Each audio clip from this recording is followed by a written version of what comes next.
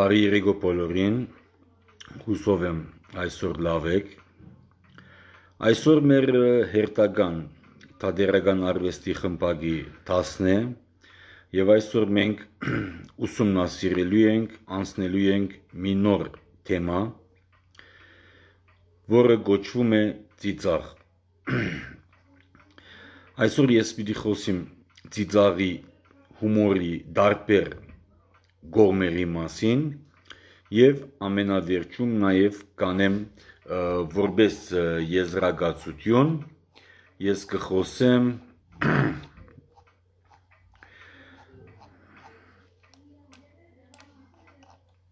վերջում կխոսեմ որպես եզրապագիչ ծիծաղի փիլիսոփայական մոտեցումը Նաև ես կխոսեմ վարքապանական մոտեցումը, էտոլոգիական մոտեցումը, կխոսեմ ծիծաղի հոգեբանական մոտեցումը, մշակութապանական մոտեցումը եւ այսպես մի քանի բաժիններից եմ բաղկացրել, որովհետեւ հերթականությամբ կարողանամ անդրադառնամ յուրաքանչյուրին Նախ եւ առաջ պետք է իմանանք, որ ինչ է ծիծաղը։ Ծիծաղը ինչ է։ Ծիծաղը մարդկանց եւ պրիմատների որոշ տեսակներին բնորոշ ռեակցիա է։ Որի դրսևորումները ներառում են յուրահատուկ ձայներ եւ դեմքի եւ շնչառական համակարգի մկանների ոչ կամածին շարժումներ։ Որոշ դեպքերում ծիծաղը կարող է լինել նյարդային լարվածության ռեակցիա, այսինքն նյարդային ծիծաղ, կամ հոգեկան խանգարման հատկանիշ։ Համատեղ ծիծաղը սոցիալականացման, հաղորդակցության շատ ակտիվ գործոն է։ Ծիծաղը կարելի է բնորոշել եւ որպես անցումային երևույթ կենսաբանականի եւ մշակութաբանի միջև։ Մշակութային փոխանցությունն է, որ առանձնահատուկ հետաքրքրություն է առաջացնում ծիծաղի նկատմամբ։ Իսկ ծիծաղի նյարդաֆիզիոլոգիան ինչ է։ Խնդրում եմ լինեք շատ ուշադիր, որովհետև ծիծաղ հասկացողությունը բաժանվում է մի քանի կարևոր մասերի, որոնք պետք է ուշադրությամբ լսել եւ ըմբռնել։ Ծիծաղի եւ հումորի դրսևորումները ունեն իրենց ուղեղային մեխանիզմները։ Բարբարա Վիլդի դեսության համաձայն ծիծաղը հսկողության է ենթարկվում երկու միմյանցից անկախ մեխանիզմներով։ Առաջին անկախ ինքնաբերական ծիծաղը, որը պայմանավորված է ենթագեղևային ազդակներով եւ ֆիլոգենետիկական տեսանկյունից ավելի հին է։ Այս անկախ ծիծաղին մասնակցում են նաև դեսատումբը, թալամուսը, ենթադեսատումբը, հիպոթալամուսը, ստորին դեսատումբը եւ նշածև կորիզը։ Ծիծաղի երկրորդ ցևը, որը կարելի է համարել ծիծաղի իմիտացիան, գիտակցված ծիծաղն է, որի համար պատասխանատու է գլխուղեղի ճակատային կեղևը։ Հումորի ընկալումը եւս կապված է ճակատային կեղևի ցախ հատվածի ակտիվացման հետ։ Ծիծաղի նյարդաֆիզիոլոգիական մեխանիզմները սերտորեն փոխկապակցված են խոսքի եւ ձայնային ապարատի կենտրոնների հետ։ Նյարդահոգեբան Սերենստիկը նշում է, որ ծիծաղի կենտրոնների գրգռման դեպքում խոսքի կենտրոնը արգելակվում է։ Իր կառուցվածքով, փոխանցությամբ եւ հնչողությամբ ծիծաղը խիստ տարբերվում է խոսքից։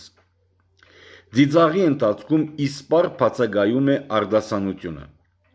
Ձայնային վերլուծությունները ցույց են տվել, որ ծիծաղը կազմված է չեզոք հնչյուններից եւ չի պարունակում փաղացային ու ձայնավոր հնչյուններ։ Կենսաբանական փաստերը թույլ են տալիս վերակազմել ծիծաղի ֆիլոգենեզը։ Ինքնաբերական ծիծաղը զարգացրել է մետակոմունիկատիվ ազդագից անլուրջ խաղային պայքարի ժամանակ։ Հոմոլոգիական ազդակ արգա է նաև գատնասունների վարքում։ Ծիծաղի վաղեմությունը հաստատվում է նրանով, որ նրա հսկողության մեխանիզմը դեղայնացված է ուղեղի ենթագեղևում և ենթագա չէ կամքին։ Էվոլյուցիոն առումով նոր ճակատային գեղևի թերը կայանում է անկախ ծիծաղի կանխման մեջ։ Մարդկային ծիծաղը անկասկած ինտենսիվ է կապկային նախածիծաղի համեմատ։ Ծիծաղը մարդու մոտ ստացավ մեծ կարևորություն, դառնալով անլրջության մետակոմունիկատիվ նշան։ Շարունակենք և անցնենք առաջ և խոսենք ծիծաղ և հումորի մասին։ Հումորի և գիտակցված ծիծաղի ընդհանրականը այն է, որ երկուսն էլ ինքնաժխտման դրսևորումներ են։ Ինքնաժխտումը անհատական, իմաստային, հսկայական մակարդակում հումորն է։ Ինքնաժխտումը միջանհատական մակարդակում իրագործվում է ծիծաղի միջոցով։ Ծիծաղի վարակիչ բնույթը ստեղծում է ծիծաղի օբյեկտիվության իլյուզիան։ Եվ խոսելով հումորի սեմանտիկայի մասին, թվում է, թե ծիծաղը նրա ռեակցիան է, որը չունի ինքնուրույն նշանակություն։ Իրականում ծիծաղը ոչ թե արդյունքն է, այլ պատճառը։ Ծիծաղը չունի նշանակություն, իսկ հումորն ունի, սա չմոռանանք։ Անլուրջ հայտարարությունը իմաստ չի հետապնդում, իսկ մետահաղորդակցությունը, ծիծաղը այսինքն, ունի որոշակի իմաստ։ Ծիծաղը և հումորը ունեն փիլիսոփայական, հոգեբանական և նշանաբանական ասպեկտներ։ Հումորը հակադրված է մարդկային բոլոր զգացումներին։ Դա միակ զգացումն է, որը իրատեսական չէ և ամբողջությամբ սուբյեկտիվ է։ Հումորը արտաքին աշխարհում ոչ մի օբյեկտ չունի, հետևաբար նաև չունի սեմանտիկա։ Կան ուղղակի հումորային տեքստեր, որոնք սեմանտիկական ծանրաբեռնվածություն չեն կրում։ Հումորի ողջ իմաստը հենված է հակադրման վրա։ Հակադրում, որը գոյություն ունի լուրջի և անլուրջի միջև։ Ծիծաղելի հասկացությունը հոգեբանական և լեզվական ֆիկցիա է զուրկ որևիցե բովանդակությունից։ Օբյեկտը սուբյեկտին արտաքին ձևական առիթ է տալիս անցնելու ոչ լուրջ հարաբերությունների։ Հումորի հիմքում սուբյեկտի չեզոքացնող մետահարաբերությունն է դեպի իր սեփական անլրջությունը։ Հումորի իրական օբյեկտները մտքերը, զգացումները և բառերն են, իսկ մեխանիզմը հետապնդում է վերը թվարկածների ոչնչացումը բովանդակային առումով և իրականության հետ կապի խախտմանը։ Հումորի գործառույթը մտքի ծանրաբեռնվածությունից ազատագրումն է։ Հումորը միաժամանակ սուբյեկտիվ դիալեկտիկա է, խաղային ինքնահերքում, սուբյեկտի ռեֆլեքսիան իր սեփական աշխարհընկալման դեմ։ Սուբյեկտի ռեֆլեքսիան, գրկնում եմ։ Հիմնական հակասությունը, որը ընկած է ծիծաղելիի հիմքում,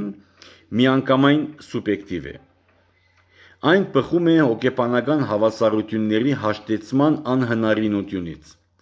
Հակասությունները կարող են լինել գեղագիտական, հոգեբանական, ինտելեկտուալ։ Չարլզ Դարվինը նաև խոսել է խուդուդից դեպի հումոր թեմայի մասին, որը հիմա կուսումնասիրենք։ Չարլզ Դարվինը հետևյալ միտքն է արտահայտել։ Հաճախ ասում են, որ ծիծաղելի միտքը խուդուդ է տալիս երևակայությունը։ Այդ գործողությունը իրենից ներկայացնում է նույն մարմին խուդուդ տալու իրավիճակը։ Իսկ Ուիլյամ Մակդուգալը ծիծաղը դիտարկում է որպես հումորի պրիմիտիվ դրսևորում։ Ստացվում է, որ մարմնական ռեակցիան, խուդուդը տվյալ դեպքում, կապված է հոգեբանական ֆենոմենի, ծիծաղի և հումորի հետ։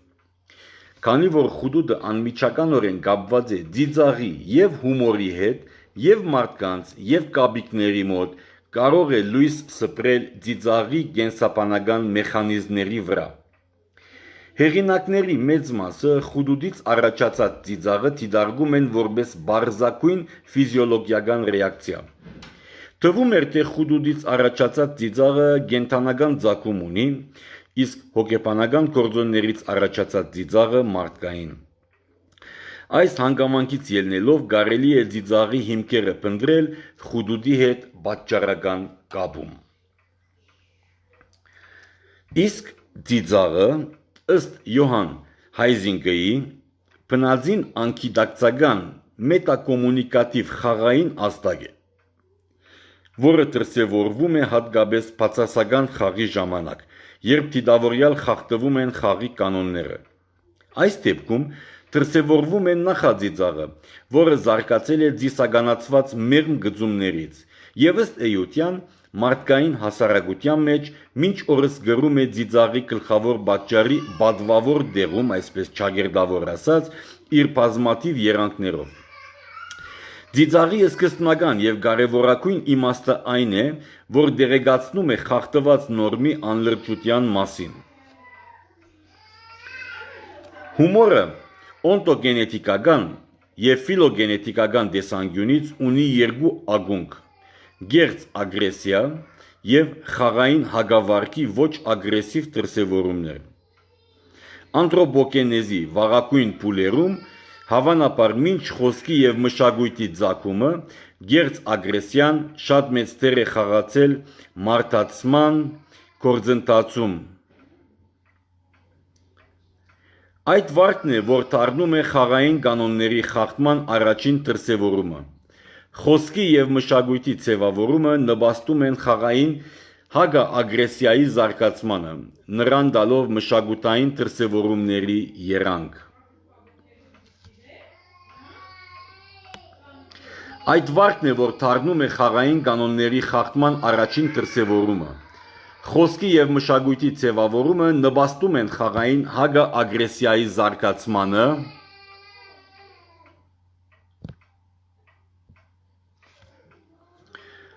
նրան տալով մշակութային դրսևորումների երանգ։ Ծիծաղը էվոլյուցիոն նախնին է, որը ծնվել է խաղի ժամանակ հագաագրեսիայի ձևով խաղային կանոնները խախտելուց եւ որպես հագանորմ պահպանվել է մարդկության գոյության ողջ ընթացքում մինչեւ օրս։ Ծիծաղի եւ հումորի կապը կարելի է դիտարկել որպես բացասական խաղի երկու բաղադրիչների կապ, ինքնահերկման զույգ դրսևորում։ Հումորը երկրորդական է ծիծաղի նկատմամբ, այն սոցիալական խաղի արդյունքն է։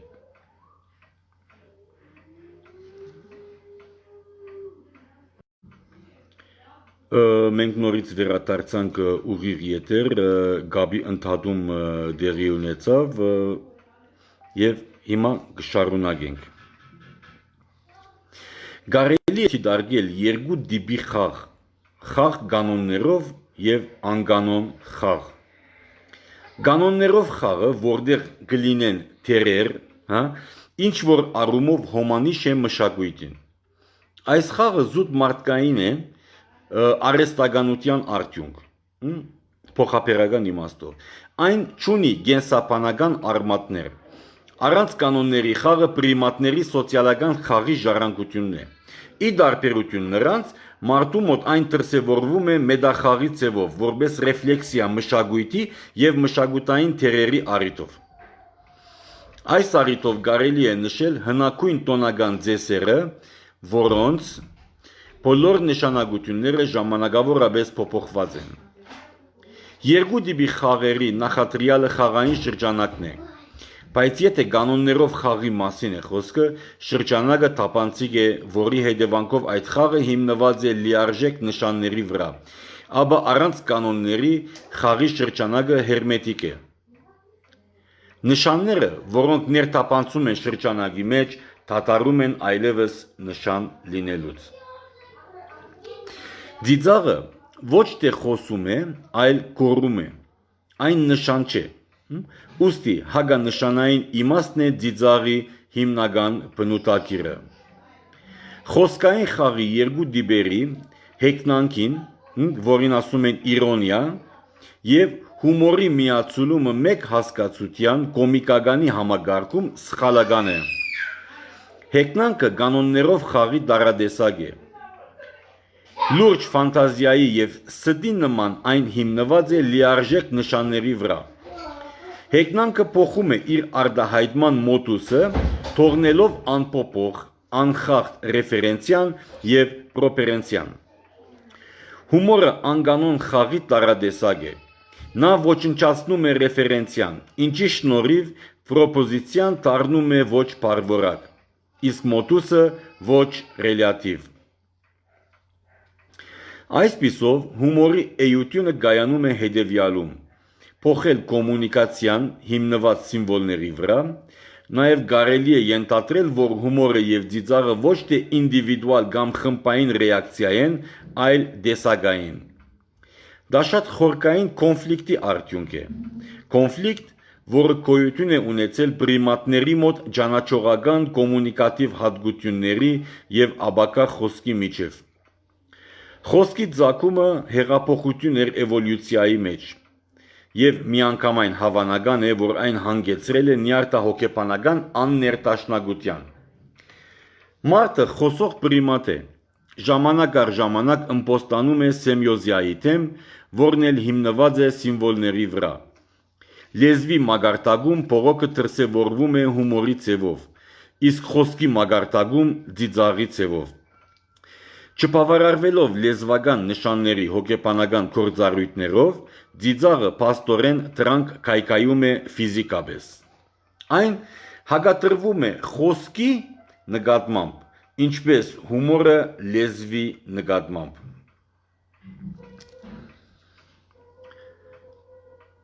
Վիդեոյի առաջին մասում, սա վիդեոյի երկրորդ մասն է, առաջին մասը ընդհատվեց, որովհետև ինտերնետի խնդիր կար եւ մտա ես երկրորդ անգամ։ Ովքեր որ միացել են, լավ են արել, բայց այս վիդեոից առաջ մենք ունենք նորից վիդեո, այդ վիդեոն էլ գնայեք, որովհետև սա երկրորդ մասն է։ Ես արդեն մոտավորապես 45 րոպե է, որ ես դաս եմ անցկացնում եւ դուք չկաք։ Դրա համար առաջի վիդեոն էլ գնայիք եւ ապա սա։ Այժմ խոսիմ մշակութաբանական մոտեցումի մասին։ Ծիծաղի իրական պատճառը ոչ ավել ոչ պակաս մարդկային վիճակն է։ Ցնցելով մեր մարմինը, ծիծաղը մեզ ազատում է ոչ միայն խոսքից, այլ նաև մտքերից ու զգացումներից, բերելով ժամանակավոր երանելի անգիտակից եւ անզգա վիճակի, զրկելով գործելու ունակությունից։ Այդ հոգու տապահարումը գարջադև ու բժշկող հանգիստ է խոսքերից, որոնք մարդը գցել է իր ուսերին անթրոպոգենեզի եւ մշակութագենեզի գործընթացում։ Բնությունը ժամանակավոր, այսպես գոբիդ ասած, վրեժ է լուծում մշակույթից եւ մտնում մրցակցության մեջ։ Ծիծաղը միջ խոսքային հաղորդակցության համագարկի ժառանգումն է։ Ենթագեղևի գործառույթը ենթարկվում է գեղևին էվոլյուցիայի ընթացքում։ Մասնավորապես լեզվայինի ծիծաղի իմաստը սերմված էր հետ դոհմականն ու անկիդակցականը։ Սակայն ծիծաղը կոնվենցիալ նշանի վերածելու փորձերը անհաջողությունների են մատնվում, քանի որ լեզվային նշանները պետք է ենթարկվեն գամային հսկողությանը այն ժամանակ, երբ ծիծաղը ագամա է։ Մեր նախնիների մոտ ծագելով որպես մետակոմունիկատիվ հագանշան, ծիծաղը շարունակում է մնալ ինքնուրույն, ապրել իր կյանքով եւ լինել խոսքի հագատրյալը։ Ծիծաղը մարդուն չի վերադարձնում մշակույթից բնություն, այլ նաեւ հիշեցնում է նրա մշակութային ապաստարանի արհեստականության մասին։ Ծիծաղի խորը անկիդակցությունից, անկառավարելիությունից եւ նաեւ անթափանցելիությունից մշակույթը փորձում է փոխել այդ մետակոմունիկատիվ բարեկարգման ազդանշանի իրական իմաստը դարբեր արհեստավորական իմաստներով։ Բայց հույզերը եւ բնածին վարկային պարտույտները, որոնք նախկինում գոչվում էին բնաստային եւ անգանխելի արդահայտիչ շարժումներ, ունեն էվոլյուցիոն բավական մեծ պաշար։ Եվ մեր բնության այդ դրսևորումներից մշակույթի կողմից փոփոխման չեն ենթարկվել անճանաչելիության աստիճան, եւ սա ծիծաղն էլ բացառություն չէ։ Ավելի օդար է ծիծաղի էության այն դարածված միտքը, որ նա իր բնույթով խիստ կապված է չարի եւ բռնության, թադաբարդման ու թշնամիների հետ։ Այս միտքը խորը արմատավորված է առօրյա գիտակցության մեջ, այստեղից ենք ասում քմծի ծաղրանք հասկացողությունները եւ ծիծաղի դեսություններում։ Իրոք ծիծաղը եղել է արյունոտ ծիսագադարությունների մաս, սակայն ոչինչ չի մատնանշում, որ այդ ծիսագադարությունները արտացոլում են նրա բնույթը։ Անկախ նրանից, թե մարդը ինչպես է իրեն դրսևորում, նա մշակույթի կողմից սահմանված որոշակի դեր է խաղում։ Իր բնածին հատկանիշերը մարդը սահմանում է որպես խաղի հատկանիշ, ինչպես դերասանը սահմանում է իր բեմական հագուստը, դիմահարտարումը, դեկորացիաները, սակայն մարդը սխալվում է։ Բեմական հագուստ, դիմահարտարում, դեկորացիաներ, սրանք մշակույթի սեփականությունն են, իսկ հույզերը եւ բնածին արդահայտիչ զգացումները ուրիշ առանձնահատկություն ունեն։ Սրանք ոչ միայն նշաններ են, սիմվոլներ, գաղափարական մետաֆորաներ, նրանք ունեն իրենց սեփական էությունը, սեփական կյանքը, եւ միայն նրանց մշակութային մասնավորապես գրոնական մասից դեպի գոյաբանականը դեղափոխվելիս են գտնում այն հարցի պատասխանը, թե ինչու է ծիծաղը իրենից ներկայացնում հսկայական առեղծված լացը եւ այլ բաներ։ Վաղը կշարունակեմ հոգեբանական մոդեցումը, վարքաբանական էթոլոգիական մոդեցումը ծիծաղին, ինչպես նաև կավարտեմ փիլիսոփայական մոդեցումով։